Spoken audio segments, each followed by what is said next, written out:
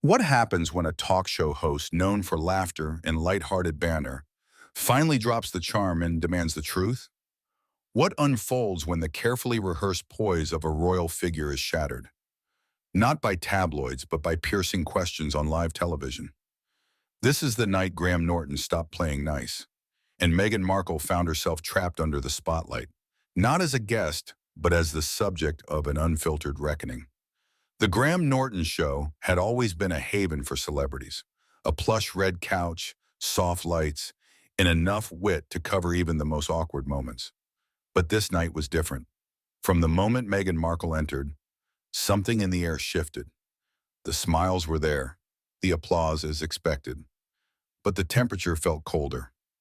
Graham's trademark grin was present, but distant, calculated. "So Meghan," he began, his voice warm but steady, "you're here to promote your new podcast. But if you don't mind, I'd like to begin with something a bit more personal." Meghan nodded graciously, prepared, or so she thought. "Of course, I'm always open to meaningful conversation." Graham leaned slightly forward. "Are you, though? Because from where I'm sitting, your interviews tend to sound more like monologues, pre-scripted, tightly controlled. Do you ever just talk?" The audience laughed lightly, unsure whether it was a joke or a jab. Meghan blinked. "I think that's unfair," she said, tone still composed. "I've always tried to speak my truth." Graham's smile thinned. "Your truth. That's the phrase, isn't it? Not the truth. That phrase gives you a lot of room to maneuver." A ripple ran through the audience. Meghan adjusted her posture. "With all due respect, Graham, I've lived through things most people couldn't imagine." Graham nodded slowly. "And yet, somehow, they're always left imagining. Because your answers never quite take us there, do they? You speak of struggle, but never of accountability." For the first time, Meghan's practiced grace seemed to flicker. Her mouth tightened. "I don't think this is the setting for confrontation." "No," Graham agreed. "It never is, until someone finally asks the questions no one else dares to." The room fell silent.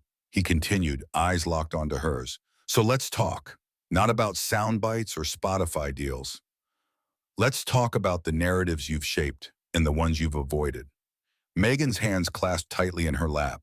The camera zoomed in, capturing every twitch, every shadow that crossed her features. This wasn't going to be just another interview. And she knew it. The mask was beginning to slip. As the camera panned in, Meghan Markle sat rigid in her chair, her smile replaced by a tight, defensive smirk. Gone was the polished duchess with poised diplomacy. In her place sat a woman who had grown far too comfortable with controlling the narrative. And the more she tried to maintain composure, the more her tone turned condescending. "I think what you're doing here is performative," she snapped, narrowing her eyes at Graham. "You're trying to create a moment, a viral clip, not a conversation." Graham raised an eyebrow, visibly amused.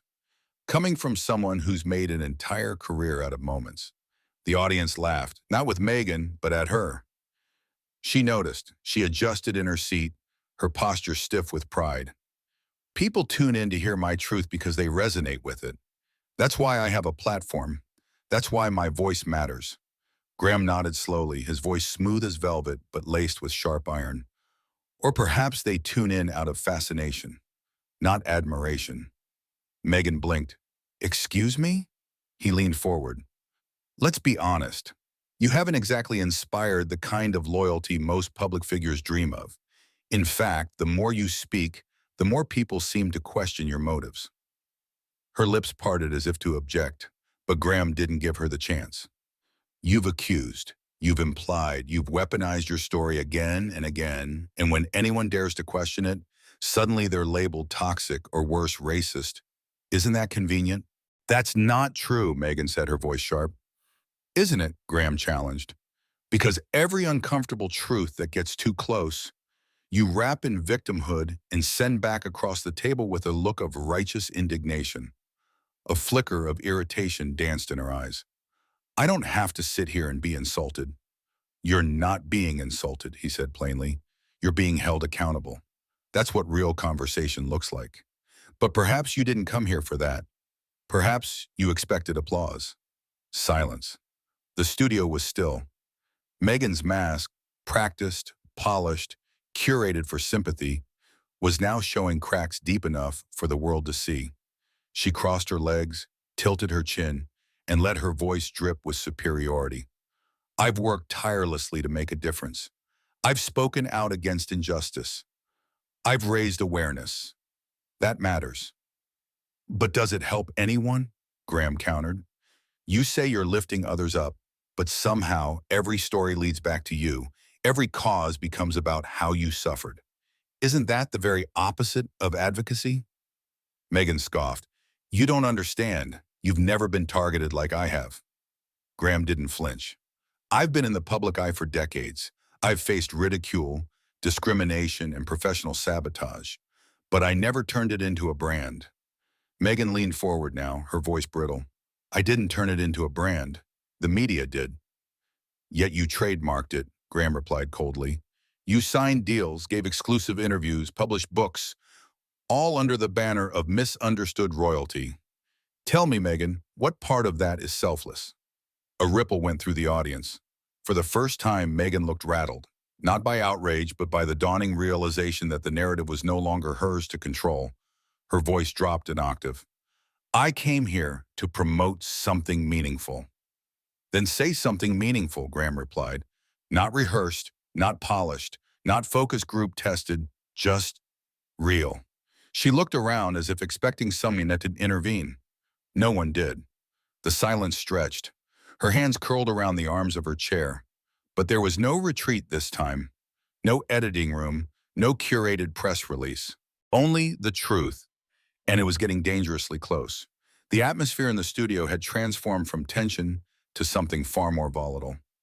Meghan's smile had all but vanished now, replaced by a hardened glare. Her shoulders were rigid, her hands fidgeting in her lap, not out of nervousness, but out of sheer boiling resentment. I came here to talk about my work, she said, her voice clipped, not to be interrogated. And yet, Graham said calmly, here we are. Maybe because, for once, someone's not reading off your press kit. The audience murmured. Meghan forced a laugh, brittle and hollow. You're trying to make me out to be some manipulative puppet master. Do you really think I control everything that's said about me? No, Graham replied coolly, but you certainly try. That line hit harder than Meghan expected. I'm not going to apologize for setting boundaries, she said sharply. I'm not going to let people walk all over me just because I married a prince.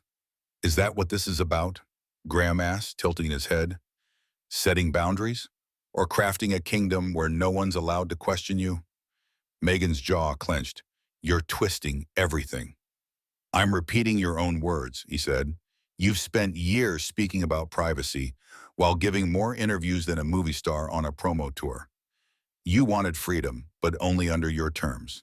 You said you stepped away from the spotlight, but somehow you've never left it. The audience tensed. Meghan shifted in her seat.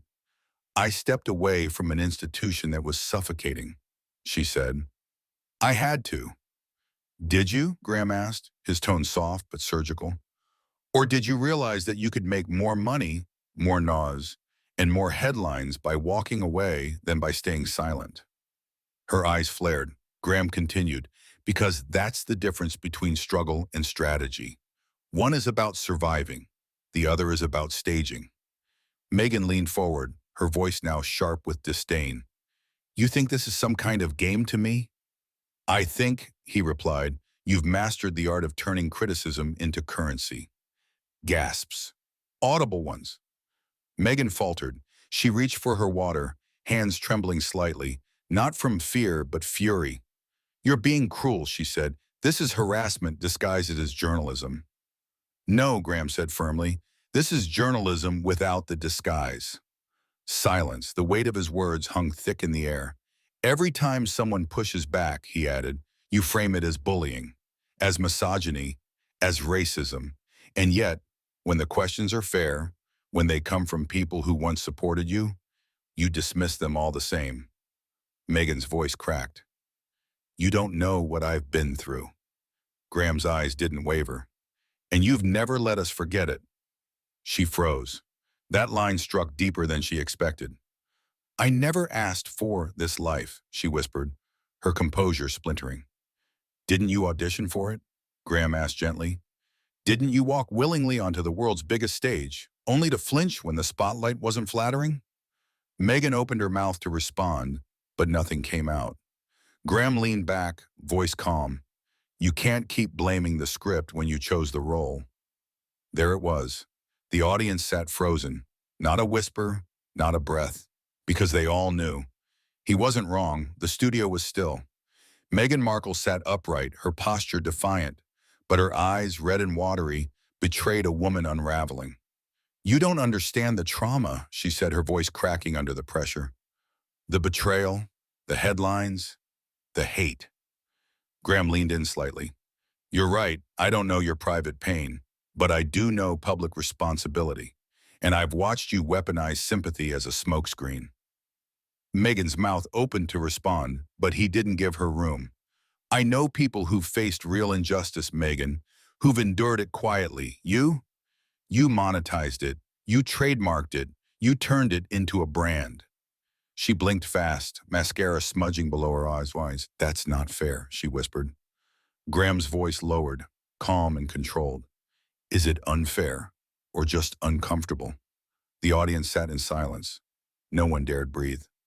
I've tried to raise awareness, Meghan said desperately, to speak for those who can't. And yet, Graham replied, every headline is still about you. Every project has your name in bold. Every cause somehow centers your struggle. She turned her head, looking away from him, then turned back, now visibly angry. You're trying to humiliate me. No, Graham said, his tone suddenly warm but stern. I'm trying to hold you accountable. There's a difference. The cameras caught every flicker of emotion on her face. Rage, disbelief, fear, and something else. Exhaustion. Meghan gripped the arm of the couch. You're not a therapist, Graham. No, he said. I'm just someone tired of watching you dodge real questions with rehearsed pain. She stiffened. That's cruel. Cruel, Bano, he echoed, is pretending to stand for justice while silencing dissent. Cruel is hijacking noble causes and centering yourself. Her voice fell to a whisper. Why are you doing this? Because someone has to, Graham said. Because too many people have been gaslit into silence. And because the public deserves truth, not performance. That word, performance, landed like a slap. Meghan stood up slightly in her seat, voice trembling. You've turned this into a trial. No, he said softly. You did that the moment you made your pain a press release. A pause, then Meghan said it, the one thing she never expected to admit on live television. I'm tired. And she meant it. Her voice cracked, her armor shattered. I'm tired of fighting, tired of being hated, tired of trying to be everything for everyone. Graham studied her. And maybe, he said gently, you should try just being honest. Not about how others see you, but about who you really are beneath the narrative. Meghan sat still. The audience didn't move. I don't know if I know who that is anymore, she admitted. Then start there, Graham said.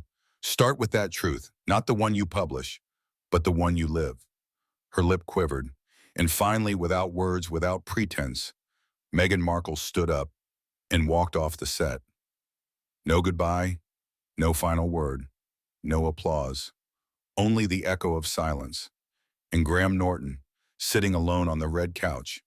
He turned to the camera, his expression composed. Sometimes, he said, the hardest truth is the one we tell ourselves. Fade out.